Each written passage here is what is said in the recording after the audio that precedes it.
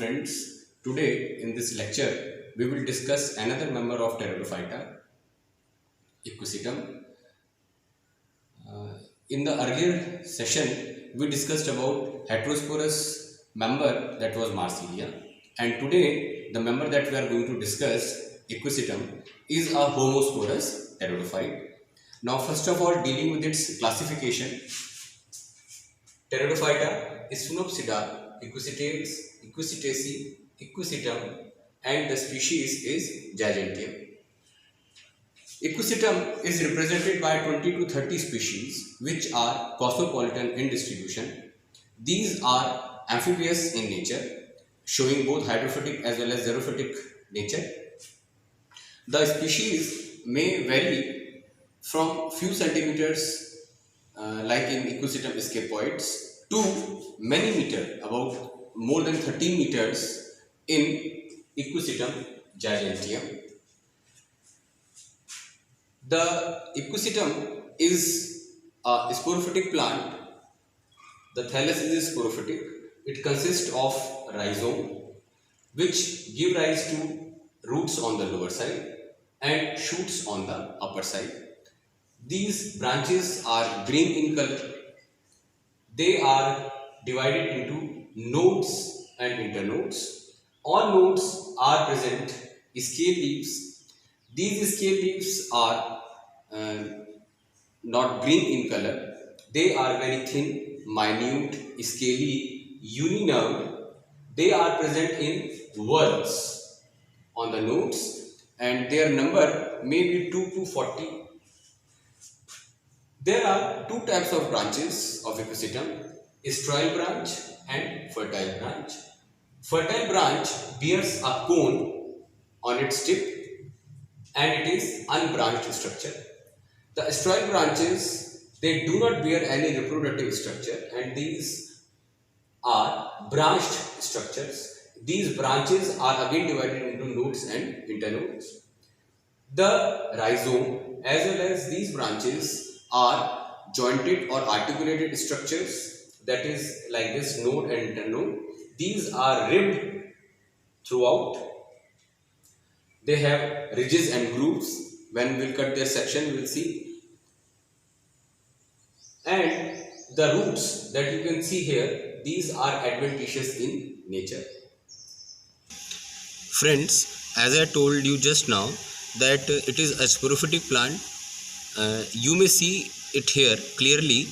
These are the aerial shoots of Equisetum, and taking this one single branch, now you can easily see presence of nodes and internodes, and you may also see very little, very minute scale leaves on the nodes. Now this is a sterile branch and it is a branched structure. See, many branches are arising from the nodal regions. This is the aerial part.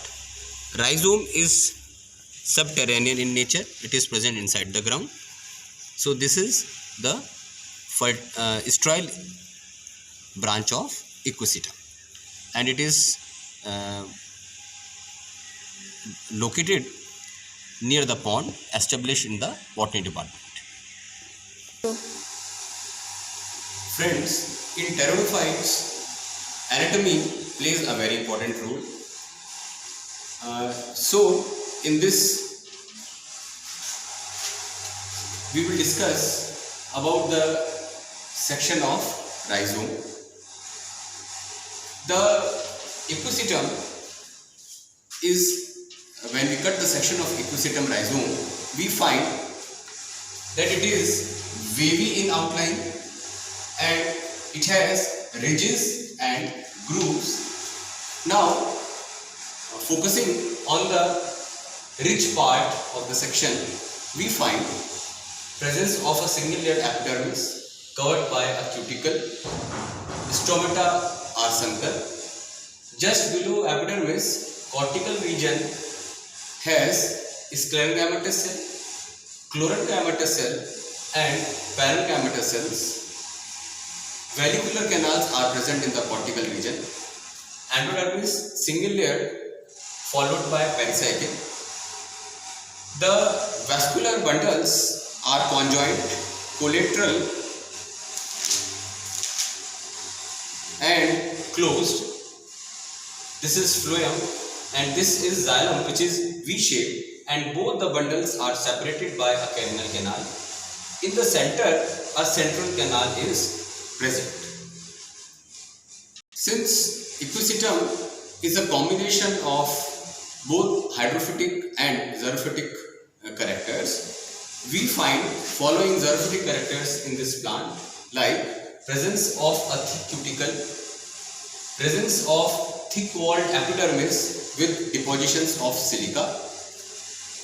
Stomata are sunken in nature, they are present in tips, which is a very typical character of xerophytic nature. Well-developed sclerenchyma and well-developed vascular cylinders. These are some of the characters which are exhibited by xerophytic plants. And now coming to the hydrophytic characters, presence of these three types of canals, valvular canal, carinal canal and central canal, they strongly shows the hydrophytic nature of this plant. So, Now coming to the section of nodal part, we see following structures. First of all, it is wavy in outline, thick-walled epidermis having silica depositions, covered by thick cuticle, presence of sunken stomata. The cortex differentiated into three parts: outer sclerenchyma, middle chlorenchyma and inner parenchyma. But in the nodes there is no valvular canal. Endodermis and pericycle are present. Now coming to the exterior part, the vascular bundles are united at the node and forms a continuous cylinder. In the center, instead of central canal, a nodal diaphragm is present, and in between the vascular bundles there is no carinal canal. Ectofluid saphenostele is present in the nodal regions. The nodal region is recognized by the absence of three types of canals: valvular, carinal and central canals, and it also shows supply of vascular leaf traces. go. Now coming to the third part of the plant, that is root. On cutting a section of root, we find outer epidermis, which is single layered, followed by multi-layered parenchymatous cortex. Endodermis and pericycle are present. The stele is protostele. The pith is absent. The root is triarch to hexarch, exarch, and here it is tetrarch in nature. Protoxylem on the outer side and metaxylem on the inner side. So, Friends, now coming to one of the very most important aspect of equisetum, that is reproduction. Equisetum reproduces by two methods: vegetative and sexual. Vegetative, it takes place by tuber formations. These tubers are formed on the rhizome, and on detachment they give rise to a new equisetum plant. Now coming to the second part, second mode of reproduction, that is sexual. This we can study in two parts. First, the sporophytic phase, and second, the gametophytic phase. The reproduction takes place by the means of spores. The spores which are produced in sporangia after meiosis, the sporangia which are produced by eusporangial method on the special discs found on the cone. Now, starting with the very first diagram, this is a cone which you will see on the tip of fertile branches like this. One cone is present at the top. The cone, on cutting a longitudinal section of this cone, we see that in the center a cone axis is present on which a number of pelted discs are arranged. These discs, they look like this. They have a stalk and a hexagonal disc on their top, and this disc has got around 5 to 10 sporangia on its lower side. You may see these pelted discs around the cone axis. If we cut a transverse section of this cone, then we see that in the center cone axis is present and these pelted discs are arranged like this, bearing sporangia on the lower sides. As I told you that the development of this sporangia is eusporangia type, that is, the sporangia develops from a group of cells. The section of this sporangia shows us following structures.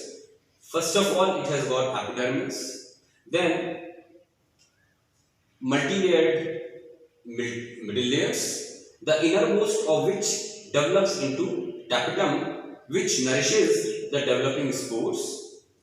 The spores are all alike. They all are of same type. That's why Equisetum is a homosporous pteridophyte. The spore, they look like this. Spores have 4 walls around them. The outermost is known as epispore. This epispore, it develops into these spoon-like structures which may help in the dehiscence of the sporangia, thereby releasing the spores, or we may say that they act as elater-like structures. They are elater in nature. Now, just below epispore, there are 3 walls that are found in spore. Outer exospore, a middle layer, and which is followed by inner endospore. Now these spores, they are n in nature, and on germination they give rise to another phase of Equisetum, that is gametophytic phase. Go.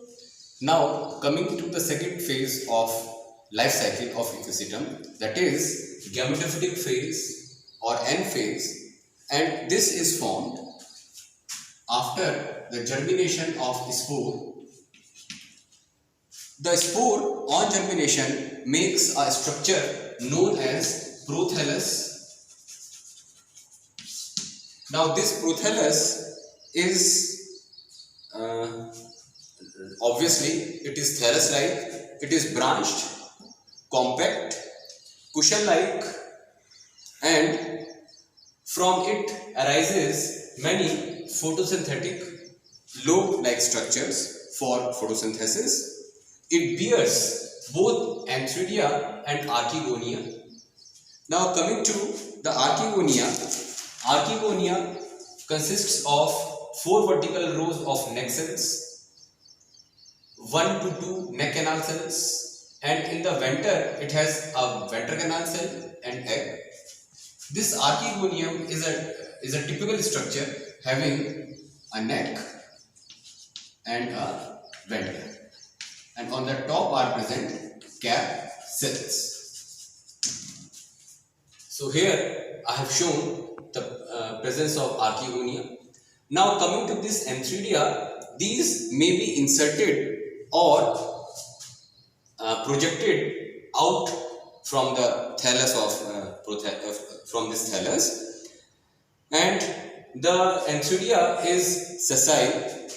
It has a single outer wall and it makes around 512 antherozoids, which are multiflagellate structures.